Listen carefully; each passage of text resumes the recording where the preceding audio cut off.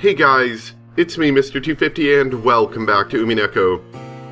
Sorry about the long break, it actually wasn't my intention. I was planning on getting the video out on a normal basis, but I did state this in one comment, but my laptop basically messed up and I had to completely reinstall everything. So that took a little bit of time. However, we are back for more Umineko, everything's working, and we should be able to move along. So Battler's figure was in the dining hall. He didn't feel like going back to the guest house in the middle of this rain, and I bet he probably got kicked out where Rosa was. And he wandered half-heartedly inside the mansion in search of a place where he could sit adequately, making the dining hall into a stronghold. It wasn't even locked. He thought that maybe the shapeless murderer or the golden witch would come to kill him now that he was isolated. But he no longer thought about confronting the culprit. On the contrary, he didn't even feel like using the locks to block the culprit. He wanted that person to come at him openly from the front. If it was the murderer, he thought he'd ask them to tell about some of these wonderful closed room tricks as a parting souvenir. If it was the witch, he thought that he would at least take his life with some powerful magic. She would. However, ironically, neither of these two came to meet Battler. Battler opened the liquor cabinet on his own and enjoyed the liquor to his heart's content. No longer was there anybody anywhere who would have a problem with him drinking alcohol. He boldly set both of his legs on the extravagant tablecloth and savored the high-quality liquor, which probably had a mind-boggling price, tilting down each one of the bottles. At that time, someone knocked. Battler realized that someone had finally come to greet him. Oh, 鍵なんかかかってねえぜ。誰でも入ってきてくれ。そして自己紹介を頼むぜ。人間なら名前を名乗ってくれ。ベアトリーチェだってんなら3サイズを教えてくれ。俺はこう見えてもちょいと知られたおっぱいソムリエなんだぜ。Oh, don't worry, Battler. I think we remember. 源氏でございます。バトラ様。源氏さんか。悪いが、あんたのバストのサイズに興味はねえな。Sorry, Kinji. 入ってくれよ。Just not interested. 空いてるぜ。失礼いたします。Kinji-san opened the door and bowed. So Kinji-san was the criminal after all. Or maybe an accomplice? That theory probably explains most of the tricks. あんたが俺に引導を渡しに来たのかい？そのようなことはございません。お邪魔なようでしたら失礼いたします。おいおい、要件も伝えず失礼しますじゃかえって気持ち悪いぜ。何の用だよ。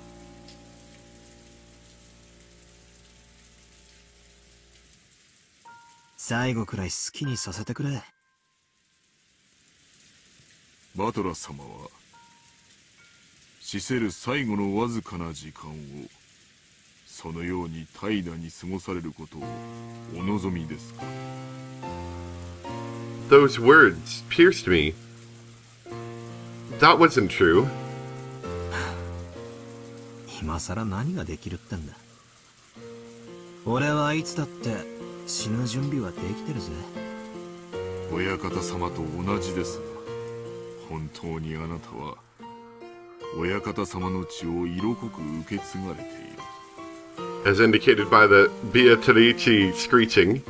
あの豪傑なじいさまが実はいつ死んでもいいと思ってたってのか。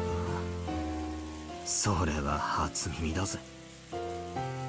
親方様の人生はいくつかの悲しい出来事の末、すべて贖罪のためのものとなり果てたのです。あんたは何を知っているんだ。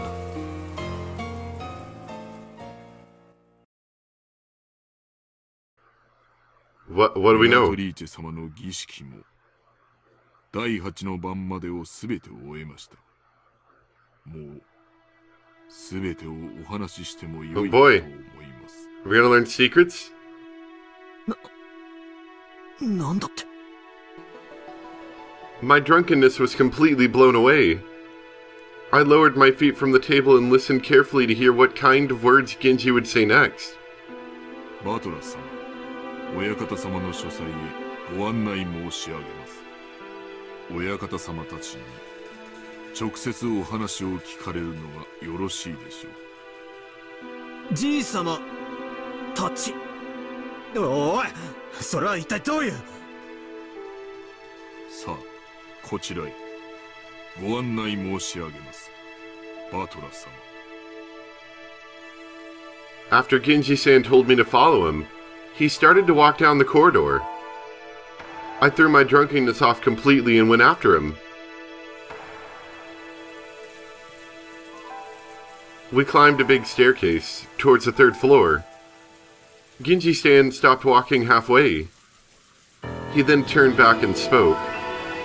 バトラ様、これ理解できぬものを見るでしょう。脅すなよ。理解できねえもんなら今日嫌になるほど見てるぜ。見えるものを見えるがままに、聞こえるものを聞こえるがままに受け入れてください。なぜも何も必要はありません。バトラ様はただ真実を知ることになるでしょう。それをお認めになるかお信じになるか、あるいは否定されるかも。すべてバトラ様にお任せいたします。Kinji-san checked one last time to see whether I was prepared to know the truth. The 8th twilight had already ended, and at the 9th twilight, the witch would be revived and nobody would be left alive. It meant that Beatrice was already being revived, and probably none of us would be allowed to live in return. If I was going to lose my life anyway, I wanted to know the truth in the end.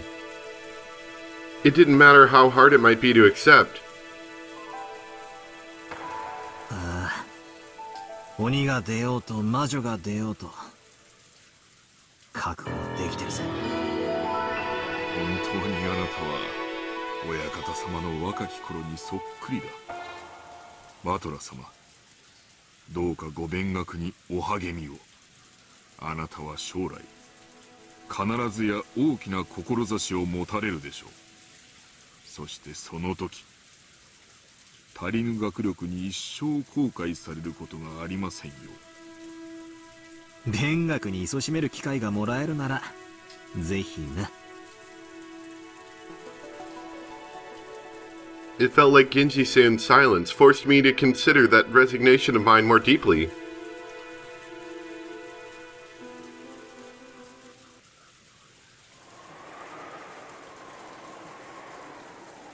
Oh boy, what secrets does grandfather's study hold? And we could see the door of grandfather's study impregnated with a sweet smell. Kinji-san picked up a gold key with an elegant design out of his pocket. The master keys had been confiscated by Aunt Rosa, but the key to the study was the only one he had kept with him. He put it in the keyhole, and it made a heavy clunking sound. 親方様、源氏です。バトラ様をお連れいたしました。There was no reply, but it seemed that permission to go in had been given. さあ、バトラ様、どうぞ。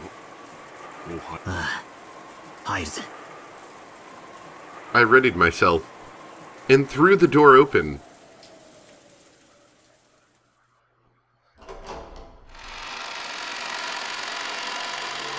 Oh good. At that moment, I got slightly disoriented by the dazzling golden glow. It was, somehow, a swarm of butterflies shining gold. The golden butterflies that were completely filling the inside of the study poured out all at once.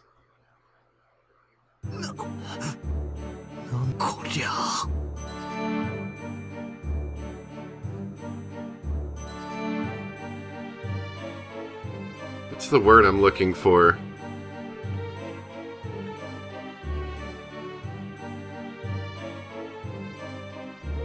Two words that come to mind. One is entrancing, and the other one is a ballroom of sorts. Maybe not a typical ballroom, but more like a witch's ballroom. It was almost like golden leaf confetti. The interior of Grandfather's study was filled with a golden glow. And there was a sofa like a reception chair in front of the study desk, where I could see Grandfather's back. There was someone on the side opposite from Grandfather. It was a shadow, so I couldn't see it well.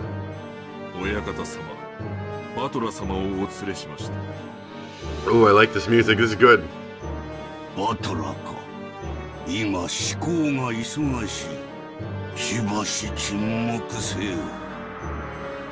Kinzo declared that unhappily, his back still turned. It seemed that he was enjoying playing chess with a visitor. Apparently, the opponent had counterattacked with a superb move. Kinzo seemed to be enjoying himself as he thought deeply, while occasionally laughing and groaning. 30年考えた。この一手をどう切り返すか。さあ楽しめ。30年を寝かせた我が一手を楽しめ。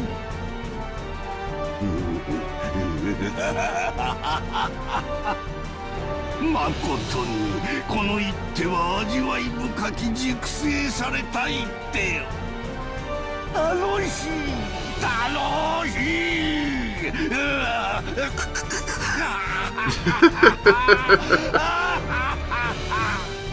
かなわぬかなわぬ。これは何だってんだ。 Remember, Genji told you not to say that. 来たかバトラ。しばらく待て。金蔵のために沈黙。まだリザインは早いぞ、金蔵。わらわならもう数手は切り返せる。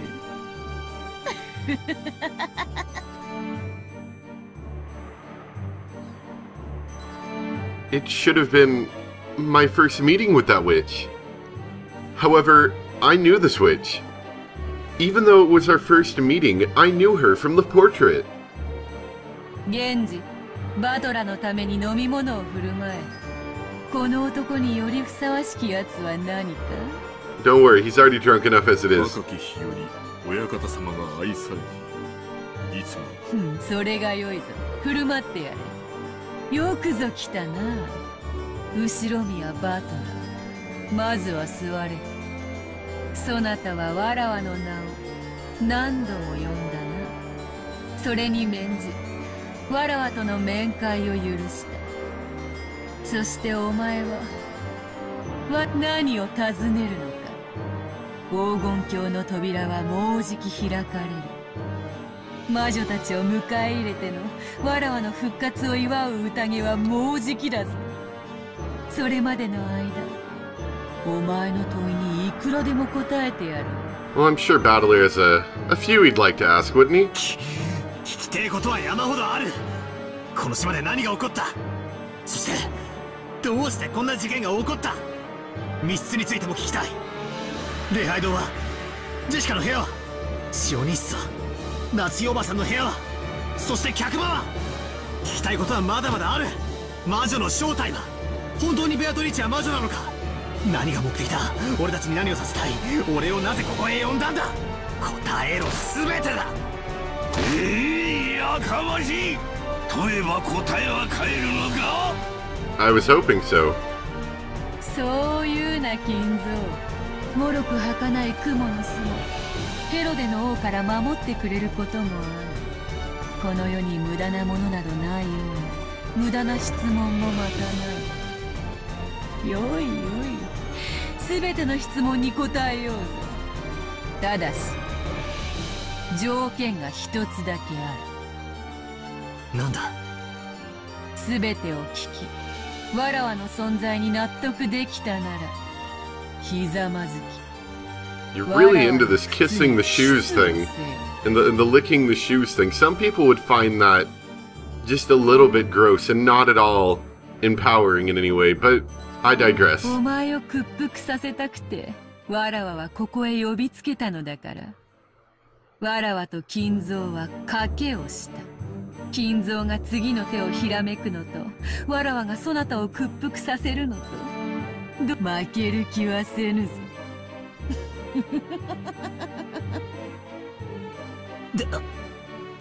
でけえ口を叩きやがって。ああ、いいぜ。俺を納得させてみろよ。お前が間違いなく魔女様で、不思議で素敵な大魔法を使えるってことを納得させてみろよ。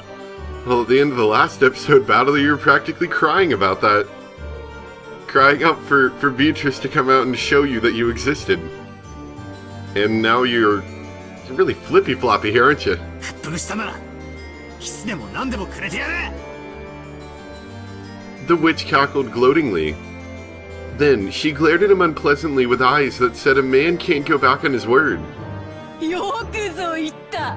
さて、どの問いから答えようか。すべて答えるぞ。さあ、まずは何からだ。Seems like that's going to be a long evening there, doesn't it? Then the witch began to tell everything. All of Battler's questions were answered. Everything made sense. He understood everything. And then Battler had no choice but to admit it. The witch certainly did exist. The rest of the story doesn't need to be told. When the king falls and you are defeated, it is time to reflect on your moves. After that, there's nothing to do but set up the pieces once more.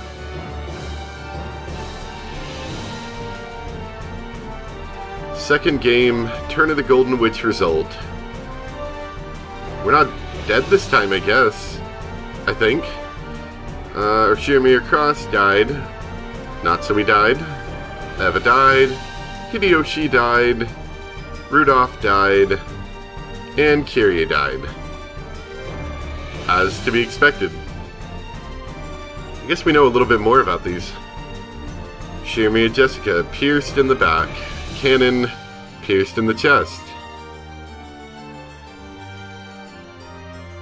Shannon, forehead gouged. Goda, chest gouged. George, stomach gouged. Nanjo, knee gouged. Kumasawa, leg gouged.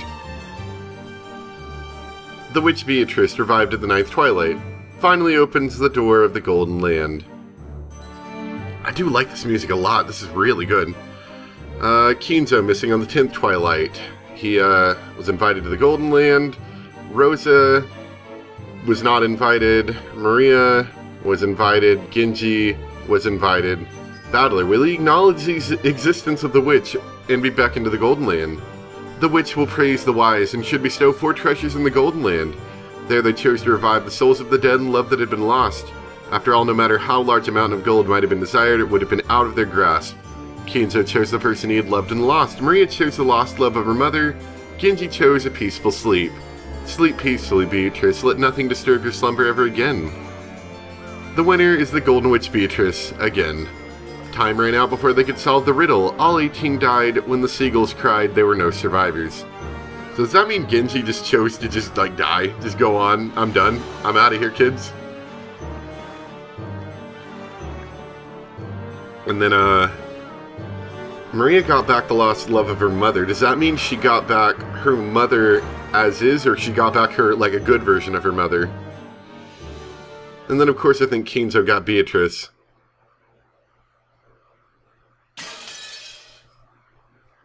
And is that it for Chapter 2? Are we done?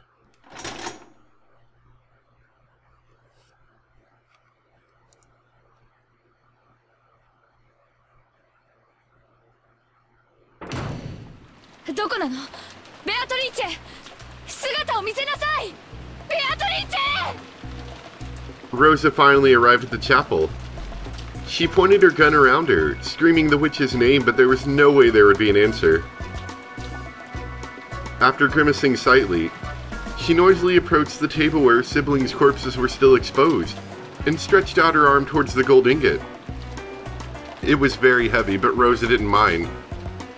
She wrapped that one up in a blanket, and threw it over her shoulder.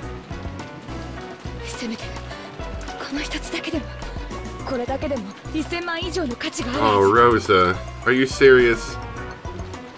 I almost believed that that you were just looking out for Maria and you had your priorities kind of backwards, but mostly in the right area. But if you're really trying to get out with this, I don't feel bad at all for you anymore. Without letting go of her gun, Rosa also carried the gold. Her shoulders were screaming, but Rosa didn't mind.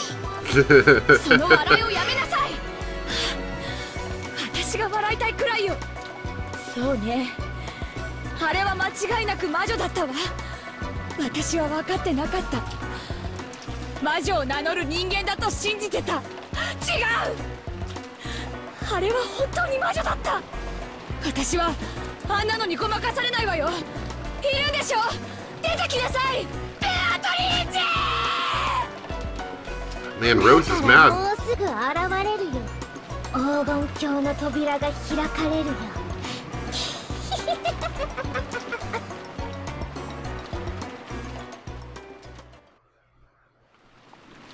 Don't feel bad at all for you anymore, Rosa. I kind of did for a little bit, now I don't.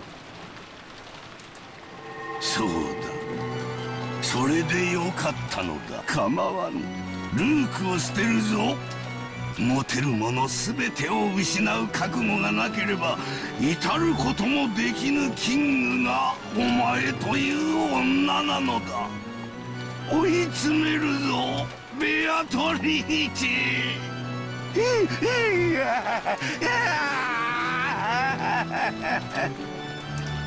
せめてクイーンと言え。ほう、なかなかに妙手。諦めの悪さがそなたの。いや、後ろ宮の地下。心地よし。実に優雅な夜だ。うわ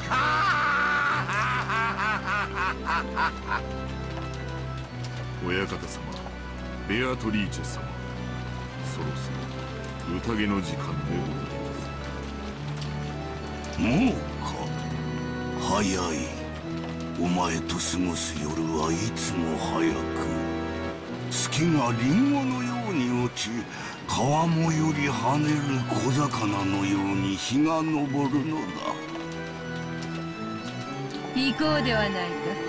時間だ。立て、バトル。わらわの復活を祝う宴の始まりだ。わらわの新しい家具。いや、玩具として紹介しようぞ。俺キレキの魔女たち。The witch was relaxingly elegant, her feet thrown out from the sofa and sitting on top of a footrest. However, the footrest wasn't part of the sofa. It was human. Witch was down on all fours. ベアトリーチェ様、お召し替えのドレスでございます。主賓はお前だが、ホストは私だ。私は先に出ていよう。着付けの手伝いにシャノンでもおればよかったが、あいにく残れなかったようだな。使いたい時にいつもおらぬ。つくづく使えんやつ。しかしお前はよく残ってくれた。 It's pretty hard to be around when you're dead. 嬉しいぞ、我が友よ。ありがたいものです。よい、二人とも先に下で待て。源氏、ご苦労。そのドレスはそこへ置いていけ。かしこまりました。それでは親方様。我らは先に行こう。ベアトリーチェ、後ほどな。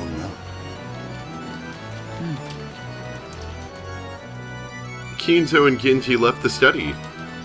After that, the witch and the dress and the furniture remain. なぜわらわがそなたに肌を見せることを恥じぬかわかるか？ Was it going to be something about being furniture? そなたは家具だ。 Yeah, I figured.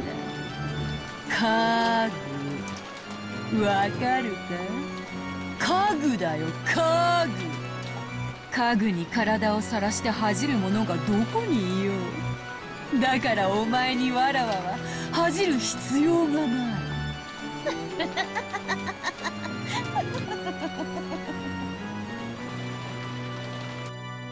When the witch stood up, her jacket slipped off just from her shoulders. After that, the jacket fell to the ground with a thump. When the furniture respectfully approached to pick up those clothes, the witch gave it a small kick and it fell over. The furniture was afraid of what misconduct it had shown. そなたは家具の分際でわらわに自らボタンを外させるつもりなのか？ I've never really expected my dresser to help me with dressing. 立て。そしてこのボタンを外せ。一つずつ。丁寧。早く。美しく。粗相なく。 I think what she wants is a robot. I think she's got furniture and robots mixed up right now. 客人たちを待たせてしまうぞ。早くわらわを着替えさせろ。 Or maybe like a maid. Maybe she needs a maid.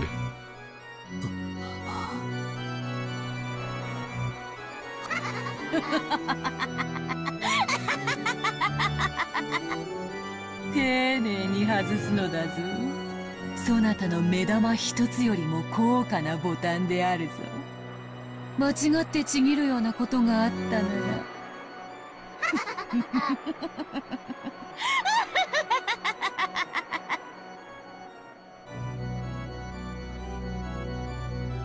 Nobody liked Beatrice's new buttons.